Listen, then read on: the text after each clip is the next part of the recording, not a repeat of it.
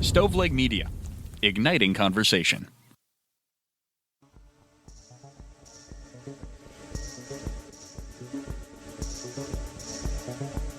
Welcome to True Crime to Go. What can I get for you?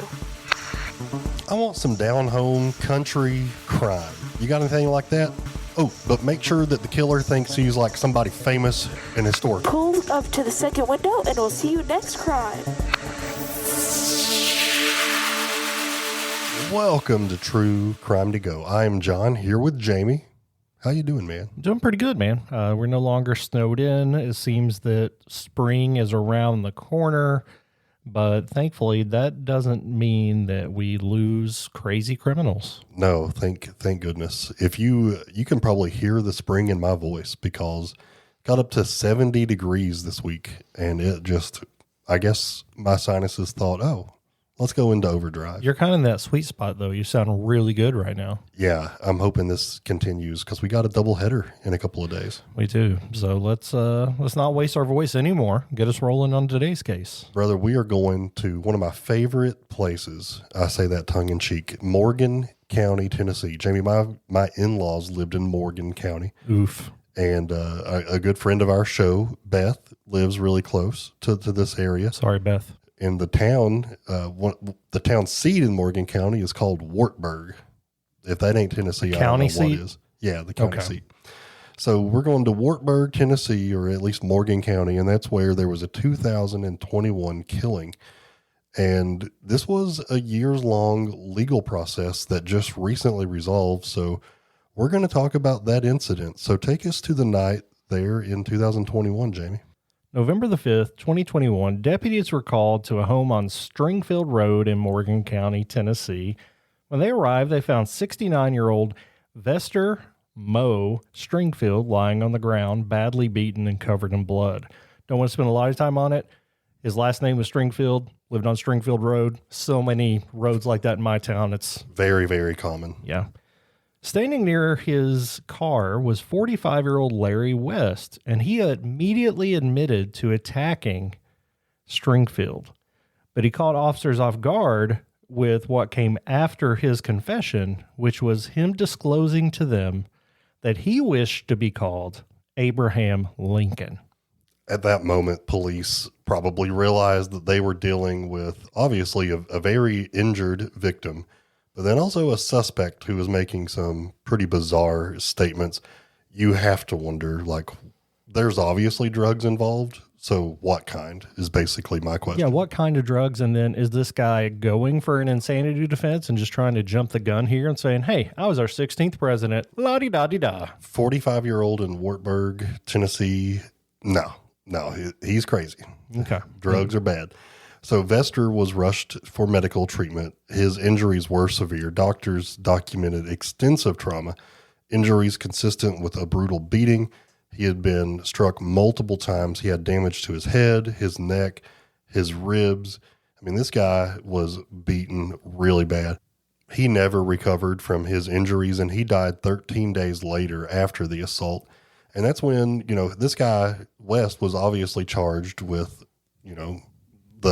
the attack, but once he died, that's when charges were increased to homicide. Investigators knew they had been arguing. They had gotten into it the day before, and reportedly, at least twice earlier that day, Stringfield had pulled a knife on West. And, this is kind of a slow buildup to this horrible situation. They would get to trial where West continued to say that he was Abraham Lincoln. And I think that's what brought this to our attention mostly. It wasn't like it was a one-time thing in a drunken stupor at night, but like he laid into it. Right. Doubled down. Right. And and we're not saying like the reincarnation. We're not saying like it's some kind of, he's being possessed by the ghost of Abraham Lincoln. He says he is Abraham Lincoln. Now, his attorneys didn't lay into that as thick as he wanted them to. They said that this was just a chaotic, dangerous situation and that he was defending himself because he was being attacked by a knife. So it's certainly a messy situation all around. And unfortunately, Stringfield didn't live, but West didn't go out without a fight here. Absolutely. Legally. this case would move to a jury trial, and just a few weeks ago, this one was wrapped up. Jury had to hear testimony. They reviewed evidence. It's kind of wild to me that, we've talked to Jarrett Ferrantino about how many cases actually go to trial, and it's not as like a tenth of what are actually, charges are brought up on. So this one did go to trial. The jury heard the case. They deliberated for nearly 2 hours, and they reached the verdict of guilty of voluntary manslaughter. So that means they believed he was responsible for Stringfield's death, but the killing happened in the heat of the moment and was not a premeditated act. So under Tennessee voluntary manslaughter law carries a possible sentence of 3 to 6 years in prison. So just because you got mad and killed somebody, but didn't plan it out beforehand, you only get the most of 6 years. Yeah, oddly, I was having this conversation with my daughter last night. We were watching a TV show, the difference between first and second degree murder and then manslaughter. And she was like, first of all, manslaughter sounds a lot worse than murder. It really does. You slaughtered a man. It does sound bad, but yeah, I get the distinction. Basically, first degree murder is you planned it out, did it in advance. Second degree murder is you meant to kill somebody, even if you didn't plan it. And manslaughter is usually a heat of the moment. You didn't mean to kill them, but you meant to hurt them, and it went too far. So I do find it, however, a really small sentence for that. But that's not even, I don't know. It seems pretty straightforward. What happened, the verdict, the sentence, but the Abraham Lincoln thing, we don't know if that was him trying to show that he was maybe insane, if this incident put him in some kind of shock, if he was delusional. But he wanted to be called Abraham Lincoln throughout the trial. Like, this is wild. Absolutely. Jamie, this was an interesting one. I have roots in that town, and I don't know these people involved, but this is a crazy case out of kind of near my neck of the woods growing up. Got a question. I need you to be honest. Which president are you? If I had to be a president, this is controversial. Can I be George W., but with like better foreign relations policy?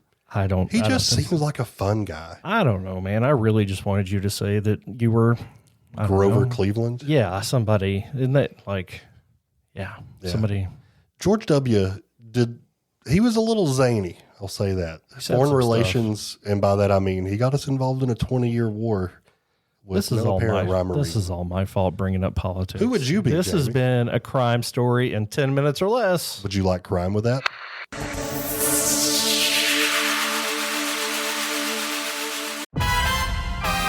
The world of Sonic the Hedgehog has been thrust into a not-so-dark, not-so-stormy hard-boiled detective story that probably nobody saw coming.